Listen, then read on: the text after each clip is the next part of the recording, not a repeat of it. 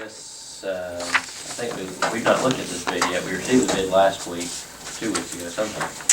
We had one bidder on this, and we only bid out the sheriff's office uniform.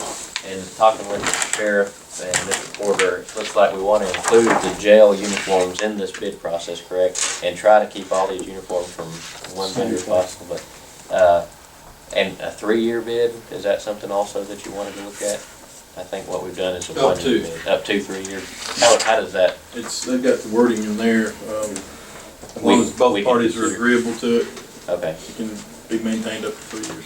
So I think what the sheriff would like to do is ask that we reject and rebid to include the jail uniforms, and then have that stipulation in there that it's up to 3 years that we left out this time. Is that correct? Yes, that's correct. So is there any thoughts or on that?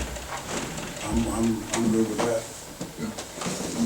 So we'll have the bids on the next meeting so that we can reject those, and we'll go ahead and get the bid together so that as soon as that's rejected, we can rebid with jail and sheriff uniforms with those stipulations. All right. The next item regarding the animal ordinance.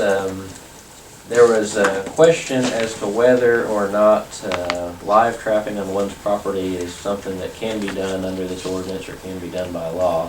And basically what I understand, Mr. Benham will correct me, is that we've been asked to consider adding to our vicious animal ordinance a provision that just clarifies that someone can live trap. Is that correct? That's what, yeah, I had a couple of different phone calls, and one from a gentleman that came and asked that question here. And as far as I know, we never came up with any document or any law that said it was permissible for them to catch someone else's domesticated animal on their property. And then once they catch it, what do they do with that animal? I mean, do they deliver it to the animal control? I'm saying just choose a, go ahead and let them live trap and deliver it to animal control. How would we spell that out, Mr. Porter? How do you spell that out?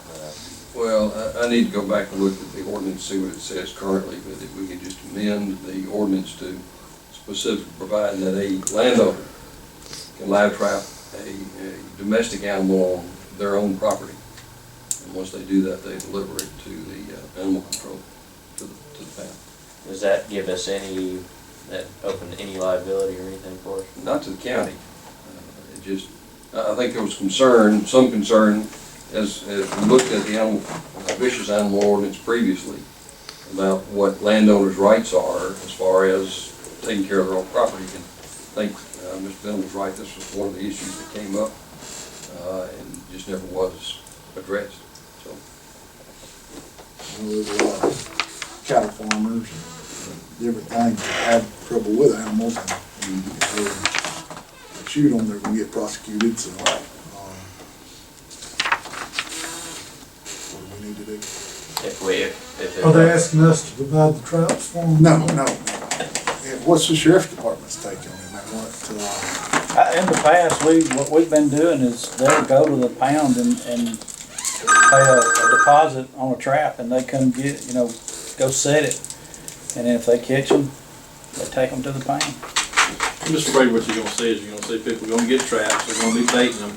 These cats and dogs from next door neighbors are gonna come over there, and then we're gonna be overwhelmed with dogs that are show up at the pound, or called for to come get, which I don't think we should have to come get. We've not been coming get If them. we do it They're under asked to bring them down there. we could clarify that they have to deliver They them have or to whatever. deliver them to you. But the fact there's not a leash law and dogs do run wild in the county, if you start putting bait in the traps, everybody's dog's gonna get caught.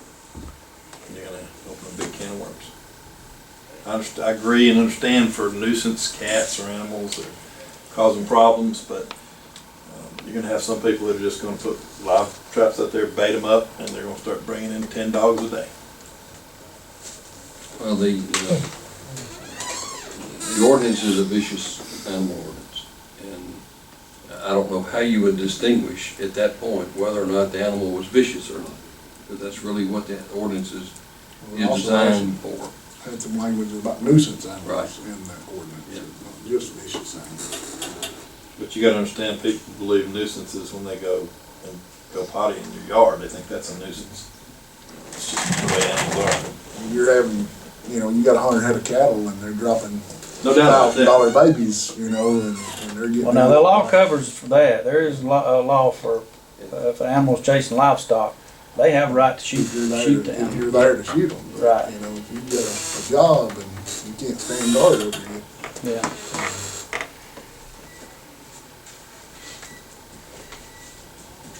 Nothing easy on that. Never is. What do we reckon? You know, there's a- Let Mr. Porter at least look at the language and see what. See what we can do to enforce it, but not overwhelm. Let's do that. We'll put that on the next work session then to have further discussion if after and you can have some type of. You think this could pertain to acreage rather than residents? Letting live trapping happen in acreage That's instead of residents. residents, and maybe we can take care of, you know, Mr. Porter, I I may think, look yeah, at it. you have to decide what the acreage is. You know, is it 10 acres, and if you only have 9 acres and you can't do it, then. last tree. Scratch that. Just- No, that's not a bad you have to get idea. surveyed to Edit that determine, tape. you have to get surveyed to determine what it is. Yeah, that's about all right. I understand, so we'll see what we do. Well, I mean, you could do it as a farmer, I mean, if you know what I mean, if you're really a farmer, you file your taxes as a farm. Big, the That biggest would problem keep is it- the hunting land, it's ones that's. One's called me, and it's why they're calling now, is turning over to hunting season now. That's why they get phone calls from more so than farmers.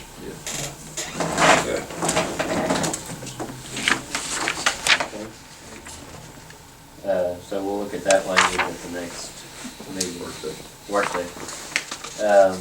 Okay, next item regarding the court referral application. And Mr. Porter, if you can kind of explain, this came up recently, I guess, with trying to identify paperwork and how the system was set, but could you kind of explain the process or where we're I heading? can. Basically, historically, statute provides that communities can have a community corrections program. And in order to do that, the county commission has to approve an application that's submitted by some entity, or the county can do it themselves. A number of years ago, 98, I think, or 96, I can't remember which date, but sometime before 2000, a group submitted an application, apparently, to the commission to have a community corrections program. We do have record, or we've been able to find a record in the file where the resolution was passed approving that application, but nobody can find the application. We don't have a copy, the county doesn't have a copy. Community Corrections of Jackson, Community Corrections and Detention of Jackson County Inc. doesn't have a copy. As far as I know, the Department of Corrections does not have a copy. So the plan was approved, we don't know what's in the plan. So what we've been discussing is requesting a new plan so that we know what it says and that we can, everybody knows what it's all about. That's the issue that's come up, is we just don't have a copy of the plan. Being that applicant has to be approved by the county, is it subject to audits, state audits? Or? It is subject to audit by the Department of Corrections, as I recall the statute, which is a minimal audit. It's not a full audit like the county gets. Is there anything that defines the application process? Yes, Okay. it's pretty detailed. So that's, you know, in looking at that, and obviously we need to move forward with this, we need to have an application on file and start that process. But that's what I think, a better understanding of that process. Could we get something that kind of outline that process within the commission so that we can discuss that? And of course, it will include a new application, include, you know, whatever other things we need to do in order to confirm, I guess, the what's the word, the program. Right. But because there's none in place, I think it's only appropriate that we go through the process in order to, make sure it's done right, and then also have that application on file if that's the way we pursue it or the way we plan to move forward.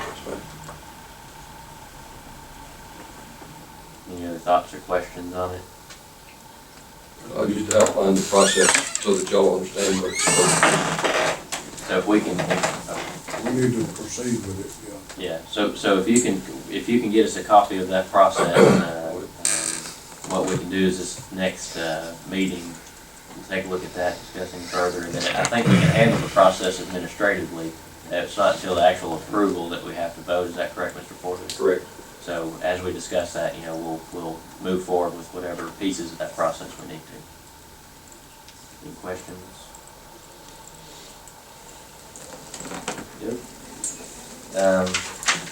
Next item regarding the Bryant Senior Center.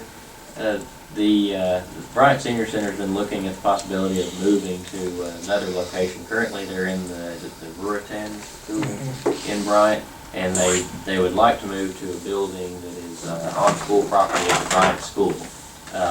They've asked for the county's assistance in this process in making the move, which we could provide some of our maintenance guys to do some of the work. But the big portion of this is that we would have to enter into a contract because the Council on Aging is a county department. We would need to enter into an agreement with the school system to use that building. And that agreement would look something, we would make any necessary upgrades to the building to meet the requirements necessary to meet the, what's the code, health inspections and codes and things like that. And then the Bryant School would maintain the facilities as far as the utilities and things like that, similar to the agreement that's taken place up at the Ruritan Club as it stands now. This is a better location for them. I think it's a somewhat nicer location for them. The current building we're in now is falling apart, it's got mold in it, it's really terrible. Has anybody looked at this one they're wanting to go into? Yes, it's where we have the Bryant breakfast.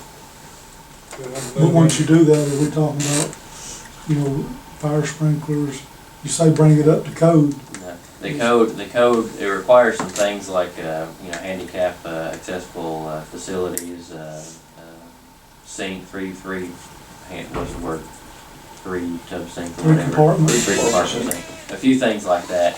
We did have the health inspector go up there to take a look at it because I didn't think it'd be worth pursuing if there's going to be some huge thing that had to be done. But the health inspector did go up, I think last week, to look, or maybe 2 weeks ago now, and she provided a report of the things that needed to be done, and there was nothing that was just glaring that wasn't doable, wasn't feasible. So The doors and all ready, yeah. It's a fairly good building. And then we'll be moving the voting to the Bryant School. yeah, if we. Is it a separate building from the school? Yes. It is. One where they have the breakfast, it says. The Bryant breakfast, Oh, yeah. that building. Community Watch uses it Oh, now. Community Watch Right. does. But they don't use it during the day through the week, so Yeah. the seniors would use it during the day through the week, Community Watch would use it at their times. And the school system, as I understand it, doesn't use it for anything. The only other activity that I know of, other than they may rent it from time to time, is the voting. So if we did do this, we would need to move the voting to the school.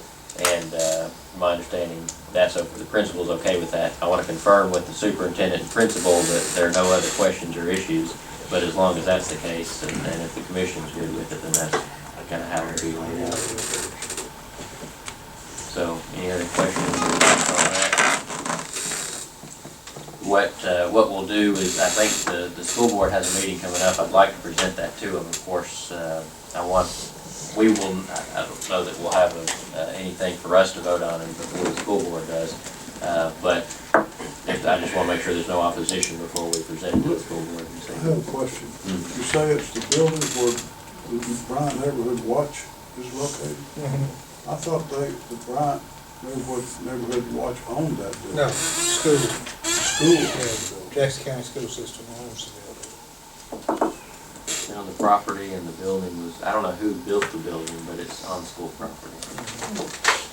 They was a volunteer group that built it originally. It used to be a rescue squad, Yeah. but it is property of Jackson County The School. renovations and all have been done through the years, It's just been private. private donations and, Right. okay. Any other questions or comments? I'll try to get I've got a list of some of the things based on the health inspection, so I'll try to get that to you, so you can take a look at it, see if there's anything glaring on that. If there's no opposition, we can discuss it again. If we can, we'll put it on the agenda next Monday just for a quick discussion to see if there's any other comments before we take it further to the school board. Is that acceptable? Hours of operation, we set the hours from 7:30 to 5 p.m. Monday through Thursday, and this morning it was very clear that there's going to be some concerns and issues. Of course, employees like to get here a little bit early in order to get in the office and be prepared to have the customers. So what I wanted to present for today would be that our doors open at 7:30 as they have always done, and the offices will open no later than 8 a.m. and this is a temporary fix until we come up with a more permanent solution. The security committee met last week and talked about some options with badges and things like that. So I'm going to look into that a little bit further and see what the possibility of doing that would be, so that employees can have access to come in at 7:15 or 7:20. But is there any opposition to doing that for the time being? I don't think we have to vote on anything. I just want to make sure that that's okay to pursue it that way. That county offices will not open, or open no later than 8 a.m. That way employees can get in here and get prepared. If they're able to open at 7:30, they can open. If they have some things they need to do, they may open at 7:45.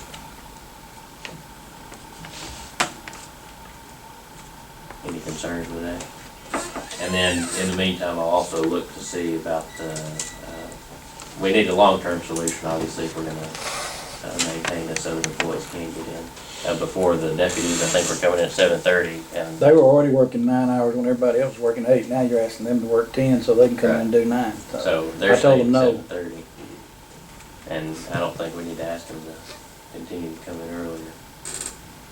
They weren't getting paid to come in extra and be here, for everybody to come in, so doing that on their own. Again, this is just temporary. Hopefully we'll have something more permanent within a month or so.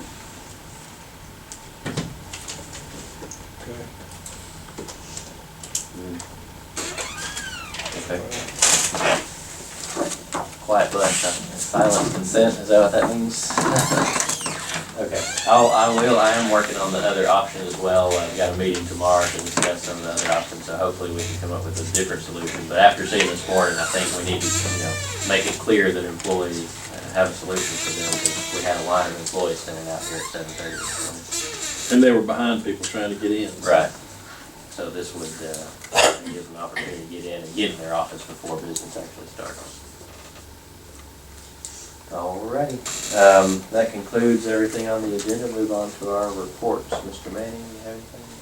Just put everybody a copy of the budget, in your mailboxes, so everybody should have a copy. Any questions on any of it, see me about it, but that's all I've got. Mr. Campbell? No, sir. Mr. Porter? Sheriff? Anything been discussed about the driver's license office continuing to be in the basement?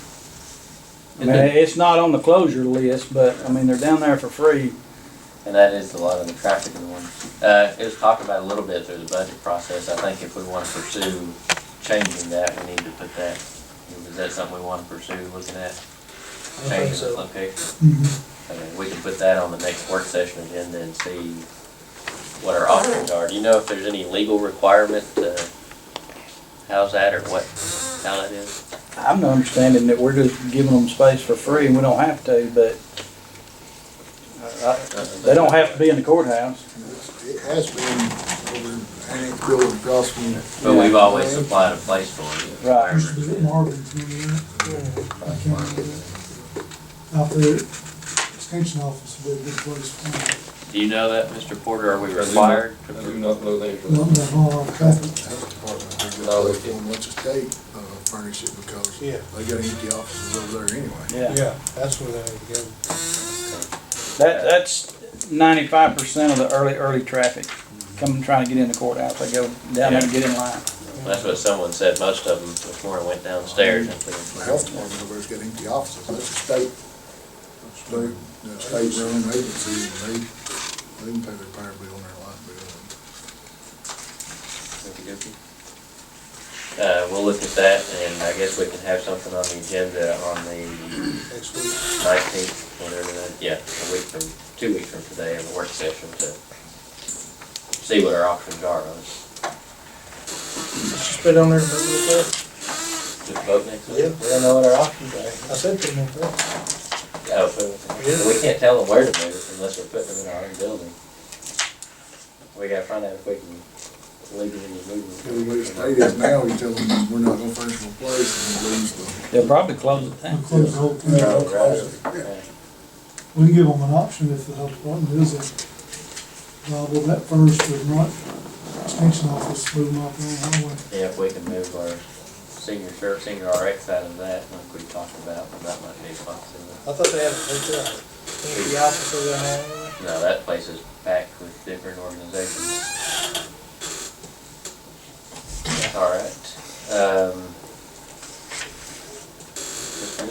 I just want to ask, these various agencies and individuals that appropriations that we discontinued, I just want to make sure that all those were officially notified. We'll have a letter going out for that.